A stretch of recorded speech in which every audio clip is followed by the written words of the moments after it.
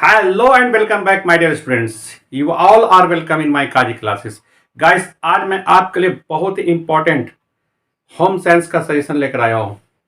ये VVI suggestion है और जो स्टूडेंट्स 12 आर्ट्स के हैं, और उसका सब्जेक्ट होम साइंस है, उसके लिए यह सजेशन वरदान साबित होगा। क्योंकि इस साल जो स्टूडेंट्स एग्जाम देंगे उसके लिए बहुत ही इंपॉर्टेंट सजेशन है। ये सजेशन ही नहीं, ये समझ लीजिए कि फाइनल एग्जाम का क्वेश्चन है। आपने सही सुना। जो स्टूडेंट्स 12th में हैं, 12th आर्ट्स के हैं और उसका सब्जेक्ट होम साइंस है, वो मेरे सजेशन को अच्छे से पढ़ लें, रट लें। इससे एक भी क्वेश्चन बाहर नहीं आएगा, एक भी क्वेश्चन बाहर नहीं जाएगा। 12th स्टूडेंट्स आर्ट्स के जो हैं, जिसका सब्जेक्ट होम साइंस है, और उन स्टूडेंट्स के बीच में ज़्यादा से ज़्यादा मेरे वीडियो के लिंक को शेयर कर दे, मेरे वीडियो को वायरल कर दे, जिसका कि सब्जेक्ट होम साइंस है और वो 12 आर्ट्स के स्टूडेंट्स है। हाँ, आपने सही सुना, 12 आर्ट्स के स्टूडेंट्स जिसका सब्जेक्ट होम साइंस है, उसके बीच में हमारे वीडियो के लिंक को ज़्यादा से ज़्यादा शेयर कर दे, ज़्यादा से ज़्यादा वायरल कर दे, ताकि वो आराम से घर बैठे तैयारी करे और अच्छे मार्क्स से कामयाब हो। ये मेरी दुआ है। मैं एक क्वेश्चन को 2 से 3 बार पढ़ूंगा। आप मेरी आवाज़ को, मेरी बोली को सुनकर लिखें। और अगर किसी टेक्निकल प्रॉब्लम के कारण अगर आपको धुंधला दिखाई देता हो या छोटा दिखाई देता हो, तो आप इसका स्क्रीनशॉट ले लें, उसे जूम करके देखें और सही लिखें, सही पढ़े, गलत नहीं लिखें। आइए देखिए, कम टू द पॉइंट। सबसे पहले लघु उत्तरीय प्रश्न है। इसमें छोटा छोटा प्रश्न पूछा जाएगा, शॉर्ट नोट्स की तरह, आप उसे लिखिएगा। फर्स्ट वन इज अस्थाई दांत, अस्थाई दांत, अस्थाई दांत, अथवा मासिक धर्म, अथवा बेरोजगारी, अथवा BCG, फिर से सुन लीजिए आप। अस्थाई दांत, अथवा मासिक धर्म, अथवा बेरोजगारी, अथवा BCG। नेक्स्ट क्वेश्चन, पीयूष ग्रंथि है ना, बहुत सारी ग्रंथियां पढ़ा होगा, पिट्यूटरी ग्लैंड। तो पीयूष ग्रंथि, आपने ग्रंथि के बारे में पढ़ा होगा, ग्लैंड्स के बारे में, सलेवरी ग्लैंड्स, पिट्यूटरी ग्लैंड्स। तो यहां पर आपको पीयूष ग्रंथि के बारे में लिखना है, अथवा हार्मोन्स या बचत, अथवा खाद्य संरक्षण या खाद्य स्वच्छता। फिर से देख लीजिए, पीयूष ग्रंथि, अथवा हार्मोन्स या बचत, अथवा खाद्य संरक्षण या खाद्य स्वच्छता। नेक्स्ट, थर्ड वन, कपड़ों की वार्षिक देखभाल, अस्थाई दांत, अथवा प्रोटीन के प्रकार, काइंड्स ऑफ प्रोटीन। नेक्स्ट, कृत्रिम या उपार्जित रोध क्षमता, अथवा उपभोक्ता शिक्षा या धब्बा, अथवा गर्भवती माता। फिर से सुन लीजिए आप, कृत्रिम या उपार्जित रोध क्षमता, अथवा उपभोक्ता शिक्षा या धब्बा, अथवा गर्भवती माता। अब आइए आप दीर्घ उत्तरीय प्रश्न। ये थोड़ा लॉन्ग टाइप का है, क्वेश्चन होता है। कपड़े के संग्रहण से पहले कुछ नियम क्या है जिनका पालन करना चाहिए? कपड़े के संग्रहण से पहले कुछ नियम क्या है जिनका पालन करना चाहिए, अथवा बच्चों की वैकल्पिक देखरेख की आवश्यकता क्या है? फिर से सुन लीजिए, कपड़े के संरक्षण से पहले कुछ नियम क्या है जिनका पालन करना चाहिए, अथवा बच्चों की वैकल्पिक देखरेख की आवश्यकता क्या है, अथवा वृद्धावस्था में पोषक तत्वों का महत्व क्या है? वृद्धावस्था में पोषक तत्व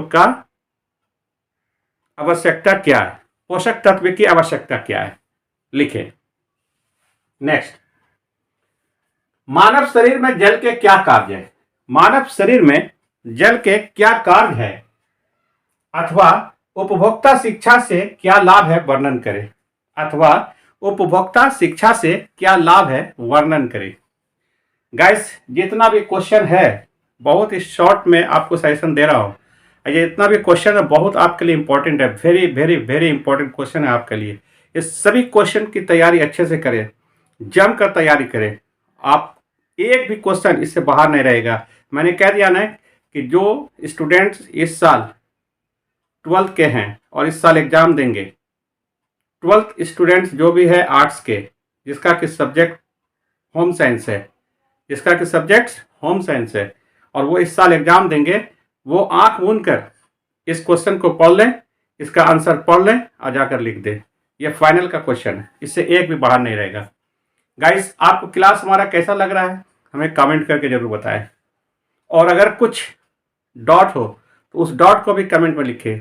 मैं आपसे प्रॉमिस करता हूं कि सबसे पहले मैं आपके डॉट को क्लियर करूंगा, तब फिर मैं आगे क्लास लूंगा। और लाइक जरूर करें, लाइक जरूर करें, क्योंकि आपका एक लाइक मुझे बहुत कॉन्फिडेंस देता है। आइए देखिए, नेक्स्ट है, जल किस प्रकार दूषित होता है। जल किस प्रकार दूषित होता है। शुद्ध जल कैसे प्राप्त होता है। शुद्ध जल कैसे प्राप्त होता है। अथवा हमारे जीवन में वस्त्र के महत्व को समझाए। हमारे जीवन में वस्त्र का क्या महत्व है उसे समझाए। फिर से देख लीजिए, जल किस प्रकार दूषित होता है, शुद्ध जल कैसे प्राप्त होता है, अथवा हमारे जीवन में वस्त्र के क्या महत्व है समझाए। नेक्स्ट है, भोजन पकाने, परोसने और खाने में किन किन नियमों का पालन करना चाहिए। भोजन पकाने, परोसने, भोजन पकाने, परोसने और खाने में, भोजन पकाने, परोसने और खाने में किन किन नियमों का पालन करना चाहिए उसका वर्णन करें, उसे लिखें। चलिए नेक्स्ट, भारत में खुले में शौच समस्या का समाधान क्यों मुश्किल है। भारत में खुले में शौच का तो बहुत समस्या है भारत में, ठीक है ना। तो वही क्वेश्चन है कि भारत में खुले में शौच समस्या का समाधान क्यों मुश्किल है। वाई, क्यों मुश्किल है, समझ गए ना, क्यों मुश्किल है, वाई इट इज इम्पॉसिबल।